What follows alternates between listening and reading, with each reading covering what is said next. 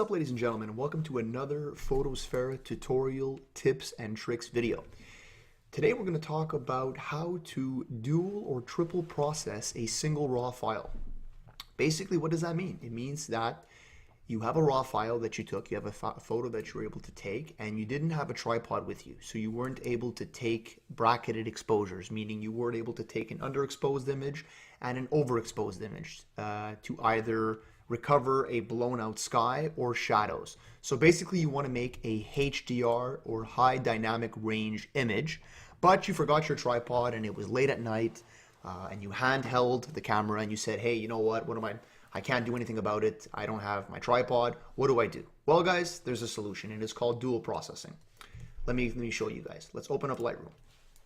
So here's an example that I took for you guys on purpose. Obviously, I would never underexpose an image this terribly. But for the sake of example, here we go. So you have this image, and by popular tradition, most people would, take the image and they would bump up the exposure quite significantly, and they would probably bump up the shadows to start bringing out details. And traditionally, by all means, I'm not saying don't do that. You can do that, but keep in mind that when you're bumping up exposures by 2, 3, 4 stops, you're introducing a lot more noise than you normally would. And firstly, you need to understand how the histogram works. I'm sure most of you do, but for anybody who doesn't, okay, anything on the far left over here means that the shadows or the blacks are clipped. And you can see by clicking on the arrow, the areas that highlight in blue, these are unrecoverable shadows, meaning these shadows have been clipped. They cannot be retrieved, okay? Anything on the right side of the histogram, which we don't have any, would be highlights that are clipped. So for instance, if you had an image like this, you would know that this sky these shadows are burnt. Sorry, these highlights are burnt, clipped. They're not able to be recovered. In this case, obviously they are because the image is not true to life. I'm just giving you as an example. Okay.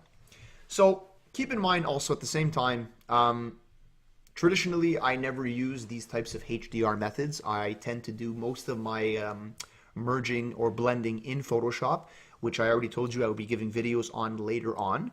But we all start somewhere. I started off using HDR methods like this, whether you're using Google software, whether you're using Lightroom software, whether you're using Aurora, Photomatics. Anyhow, let's get into it. So we have here an image which is severely underexposed. As you can see by the gram, it's severely underexposed. You're able to see that, obviously. If you look at it, it's completely clipped. It's black. So what do we do? Well, if we don't want to use the traditional methods of completely bumping up the exposure like mad, and a lot of people rely on doing this these days with higher performance cameras, the results are still good, but they are not perfect. Most people do this when they want to expose properly for a sky. They will underexpose an image at least by 2 stops, 3 stops, and they will boost up the shadows significantly to try and recover the image. That does work, and there are some cameras that are better than others at that, but it's still not perfect. And unfortunately, unless you're shooting medium format, there's only so much dynamic range that our cameras have before they start introducing noise. And when I give you guys further Photoshop videos, I will prove to you that there is less noise by exposure blending in comparison to underexposing an image and bringing up shadows like mad to try and recover the image. I don't work like that. I never have. Also, one thing to note, do not use this method or do not compile HDR if you don't need to. Meaning, if your image came out of the camera, let's say like this, okay? Let's say the image came out and it looked like this, something like this, okay? Well, guys, this image has no shadows that are clipped and no highlights that are clipped. Everything is sort of median on your histogram if you take a look here. So there's no need to do HDR or high dynamic range here. Had my image come out of the camera like this, nothing would need to be done other than my basic editing.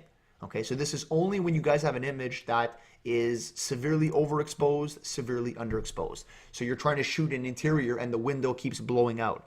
You're trying to shoot a sunrise or a sunset, but the sky is always really, really bright or really, really dark, and your foreground's really bright. Well, this is a way around that if you don't have your tripod with you. It's called double or triple processing. How does it work? Very simple. You get into Lightroom and you get your image. You click on your image and you right click and you go to create virtual copy. In this case, we're going to double process the image, meaning we're only going to have 2 images. If we were to need to recover highlights, well, then I would create 3 images, but I'm not going to do that because in this case, as you guys can see, all we're trying to recover are the shadows. So here's my virtual copy. Let's click the virtual copy and we'll make adjustments to the virtual copy. So let's raise up the exposure, let's say to 2 stops. Let's raise up the shadows, let's say to about, let's bring it to like 65, okay? Let's bump this up to maybe 2.2 stops, and let's bring the black point up to about 15, okay? This is my virtual copy. So when I tell Lightroom or whatever program I'm using to compile this with the other image, it's only going to use parts of the image which are bright, meaning there's going to be less noise introduced overall. Now, that's the first step. Let's go back to our base image. In order for a camera to do this, or for a program to be able to compile high dynamic range or HDR images, they have to be somewhat in the same ballpark of exposure. Let me explain that to you. This image and this image is extremely different in brightness levels. So obviously I can use a program to do a HDR between these 2 images, but there's an extreme variance of temperature and of brightness, meaning you have a lot more chance to create halos in your image and noise. So let's take our original image and let's bring up the exposure. Nothing crazy. That's why we're using the dual processing method. How about by a stop? Nothing too nuts. Let's bring up our shadows by, let's say, 20. Let's bring up our black point by 20. And let's bring down our contrast by, let's say, 15. Okay? So we're just basically brightening up our original image just a little bit so that it can match a little bit better with the virtual copy that we created. What do we do once this is done? Well, we highlight both of our images by holding Control and clicking on your images. Make sure they're both highlighted. Right click, go to Photo Merge, click on HDR. Lightroom is going to do its thing. It's going to create a preview of what the HDR image is going to look like. Okay. I don't use any deghosting. Auto align doesn't really need to be checked off because it's a virtual copy, but that's up to you guys. And then click Merge. Wait a couple of minutes. Photoshop is going to do its task in the background. It's going to create your HDR image. So basically a high dynamic range image. When I find Lightroom does a pretty good job of this, whereas most programs look very garish, very cartoonish. I don't use these techniques traditionally, but if it can help you guys, why not show you? So here we go. You see that Lightroom created a DNG, which is a digital negative copy, which is Lightroom's version of Camera Raw. With almost the same amount of latitude as a raw file. So you click here. There is your HDR image now created. So you're basically using this image as a starting point now for all your further refinements. So now you guys can go ahead and do all of your things. This was shot with a Canon M5. Do all of your basic stuff, your basic detail adjustments, whatever you would do to typically edit your image. And now you are starting with a dual processed high dynamic range image. And if you look at your graph, okay, you'll see that the image is a little bit better exposed for now. So I can even push this up a little bit more and there's going to be less impact on the image. So if let's say I push this 2.5 stops, there'll be a lot less noise in this image than there would be in, for say, this image, pushing this image 2.5 stops. If we push this image 2.5 stops, you're going to see if we zoom in on the original image, yeah, we can do that, but we're creating a lot of noise with that artificial exposure versus a HDR image or a blended image, which is way better, will create much less noise. So there you have it. That's how you dual process a file. If you wanted to triple process a file, you go back to the original image, you create another virtual copy, and then you would take the virtual copy and you would bring it down as if you had an underexposed image, if you needed to also recover the highlights. It's as easy as that. So just to recap this so you understand, what did we do here? We started off with our base image. Our base image looked like this. We created a virtual copy of this base image. The virtual copy we took, we brought up the exposure, we brought up the shadows. This is just to your liking, of course, but make sure the image is bright enough, because in this image, we are using the virtual copy for what? To get control of our shadows, to get back all these dark areas that we didn't have in this image without having to astronomically push up the exposure on the original and create all kinds of noise. So after that, we went back to our original image and we somewhat matched them to a certain extent.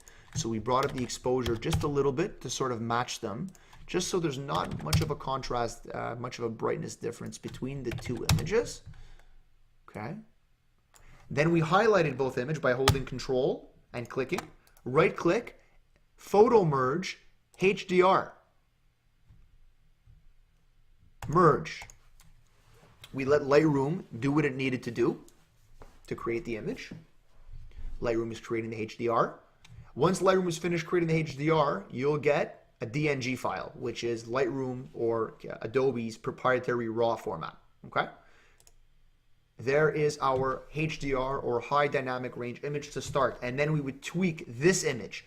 These two are no longer useful. We're using the DNG as our main image, and we do all of our adjustments as needed. Anything that we'd want to do to the image, well, then we would start doing as needed on this image. So guys, I hope this was useful. I hope it made sense as to why you can dual process an image and get a lot of control out of only having a single raw file. From starting off with this image over here, this image, and coming out of the camera by creating a virtual copy and coming out with something like this to start off with, which is a much more properly exposed image. And yes, we did push the image. You can see the parameters have been pushed, but there's a lot less noise in this image versus taking this image and bringing the parameters in this image up to something like astronomical amounts of information to get the same image and the same exposure to start with. Okay? So this is useful for people that don't use Photoshop, don't blend exposures, but use programs like Photomatics, programs like Aurora, programs like Google or DxO Color Effects, and Lightroom. So if you guys use HDR and you only have one raw file, you forgot your tripod, you can try double processing or even triple processing an image to start you off with a much more balanced image.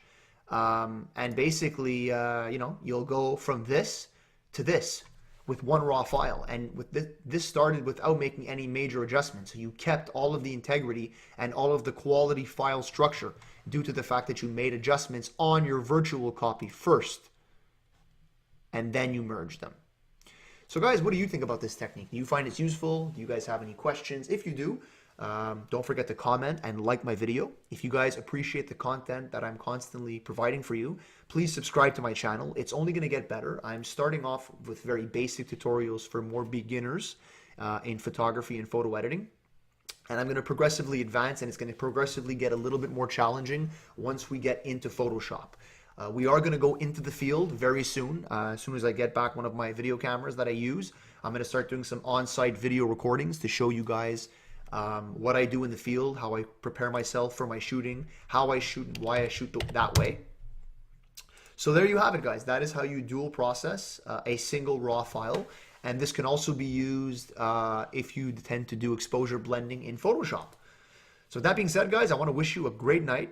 Thank you very much for tuning in. Guys, eat, sleep, create. We'll see you guys in the next video, okay? Have a great day.